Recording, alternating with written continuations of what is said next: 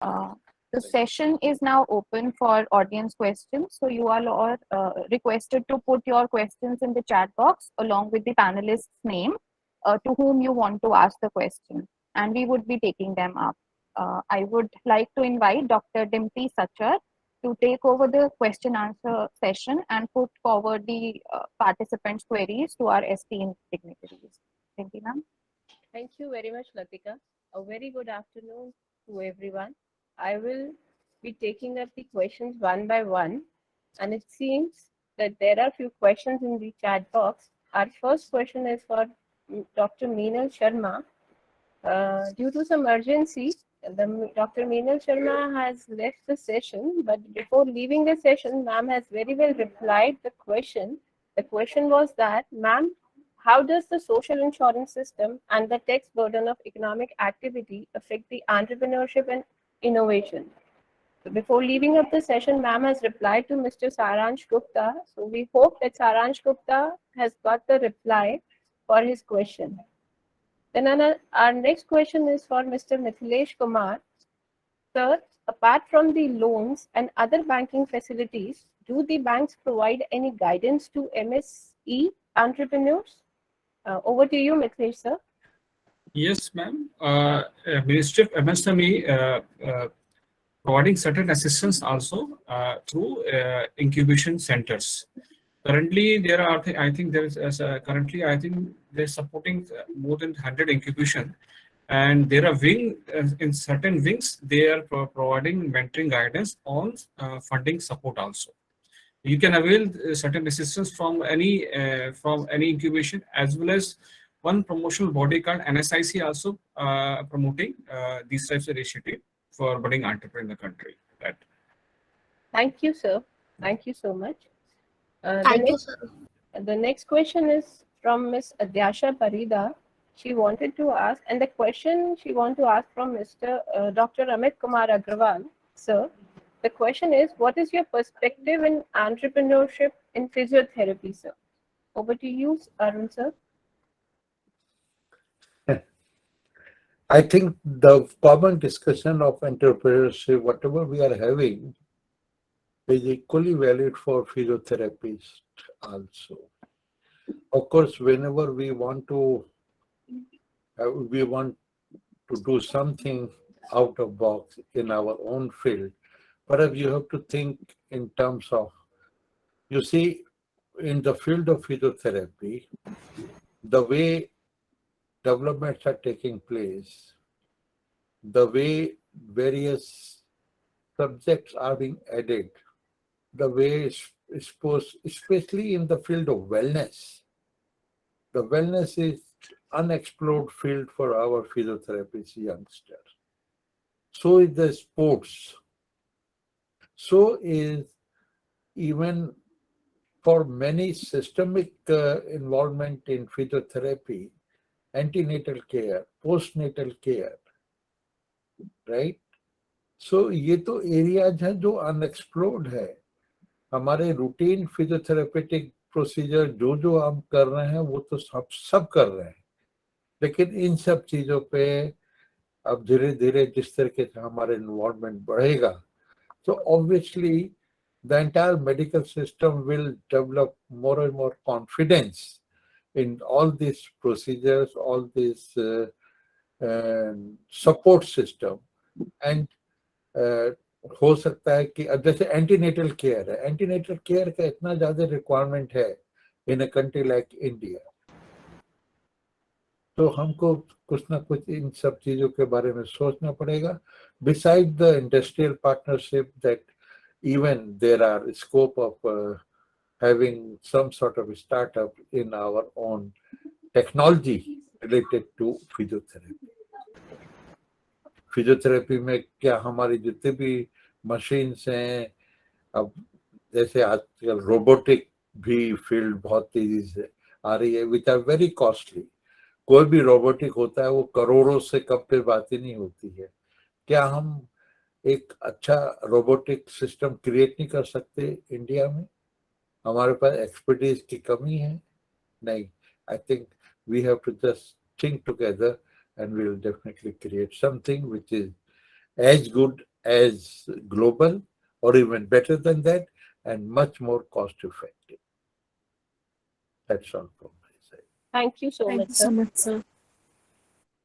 The next question is from Mr. Abhinav Kataria, and the question he wants to ask from, I think it's Mr. Vivekananthan. Sir, the question is that we are facing a challenge from 1st April because of increase in custom duties. So kindly suggest an alternative countries from where we can import these solar panels, as currently we are importing from China right now. Yeah. Over to you, sir.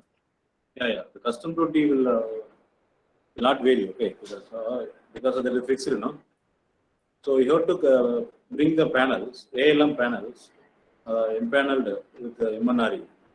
You can purchase from Indian makers. Okay, lots of panels are available, like Bikram Solar, then Bari. So lots of Indian players are there.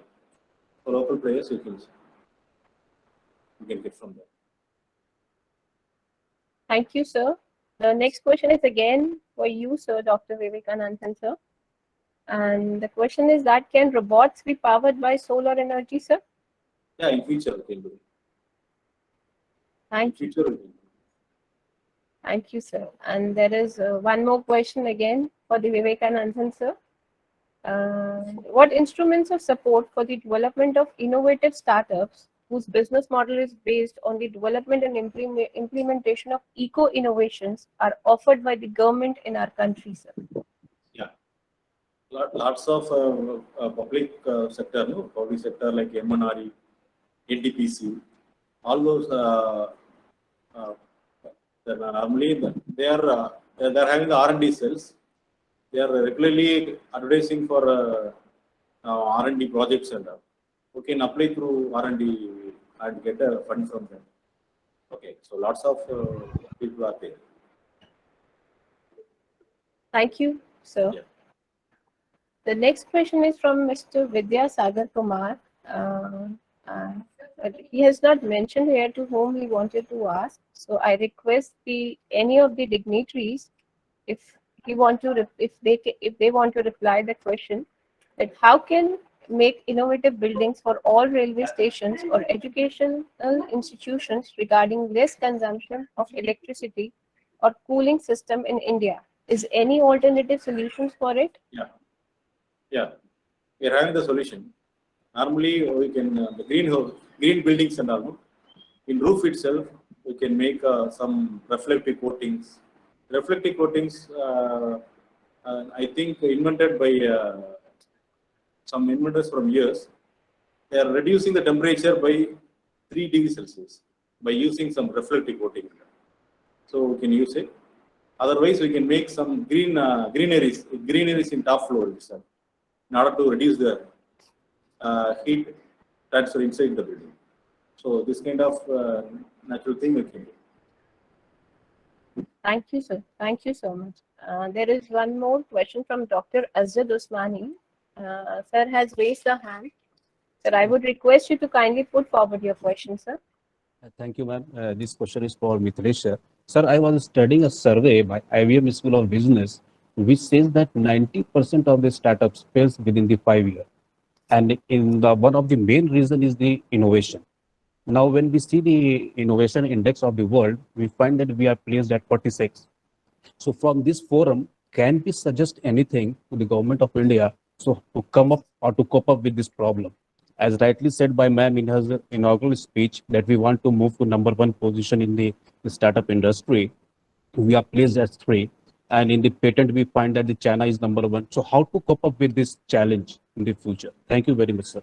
Very good question you're asking. Even the government of India already taken so many initiatives. And recently they have, in 2016, they come with national IPR policy.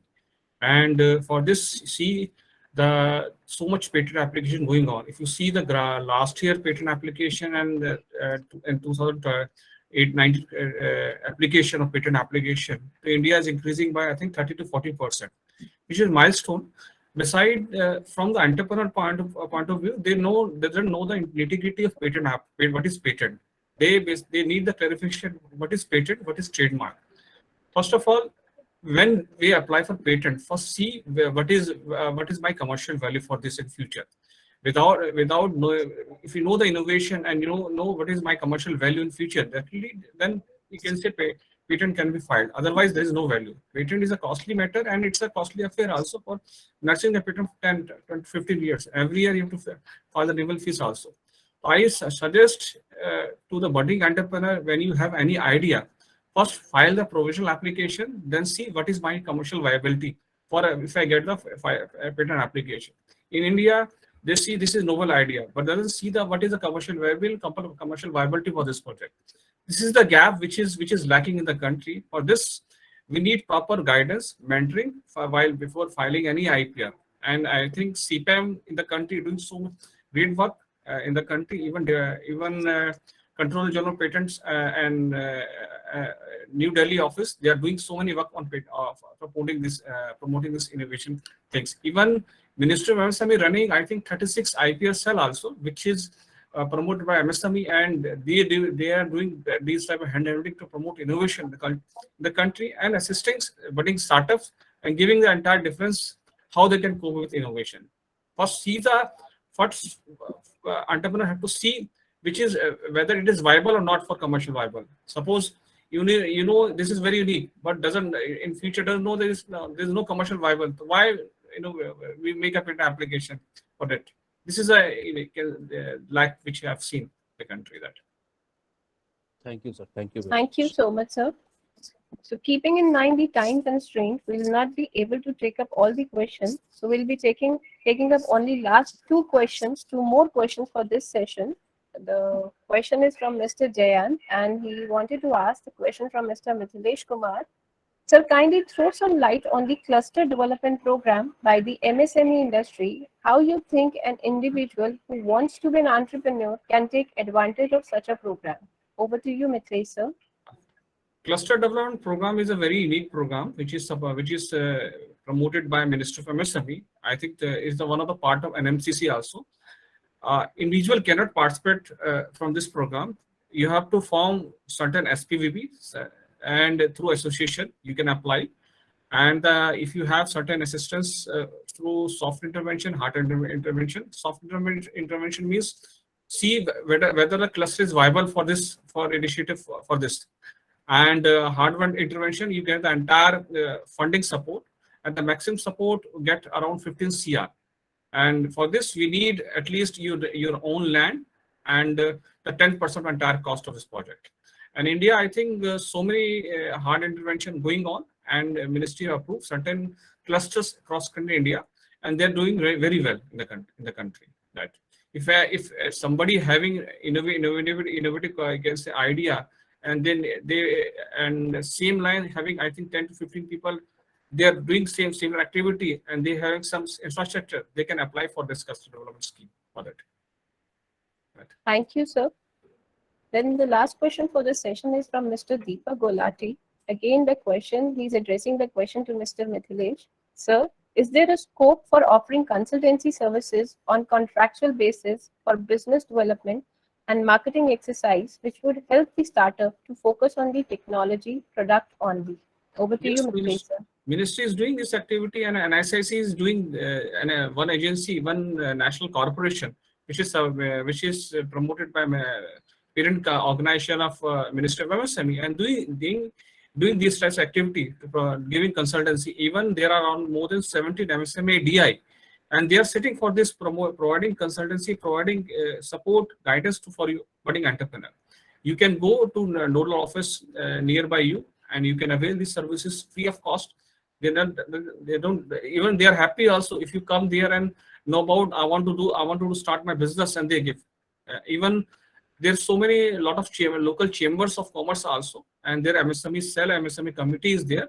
You can become the member of there, and whatever the new initiative and area is coming, so certain consultants within the group, they can help you in this regard. That. Thank you so much, sir. I would like to thank all the esteemed dignitaries as they were so generous and answered all the questions very patiently. At this point, I would like to conclude the inaugural session delivered by our esteemed dignitaries. Any amount of words of appreciation will fall short on the volume of knowledge we have gained listening to all our experts. Nevertheless, I will try to summarize the accumulated understanding from this session. The startup ecosystem in India has witnessed a sea change over the last decade as India's business landscape has become more conducive to entrepreneurship. This has fostered a vibrant startup ecosystem buzzing with new technologies and innovation, creating employment and celebrating entrepreneurship. Since morning, we have had deep insights about that why entrepreneurship is significant for economic growth and how the government has undertaken several initiatives and introduced many schemes to promote and support entrepreneurs. With this, I would like to end by saying that opportunity is huge and the stage is set for budding entrepreneurs to innovate, do more with less, and build sustainable businesses that can deliver positive cash flows. So thank you so much all our esteemed speakers and the audience for such an interactive session. Thank you everyone. Over to you, Latika.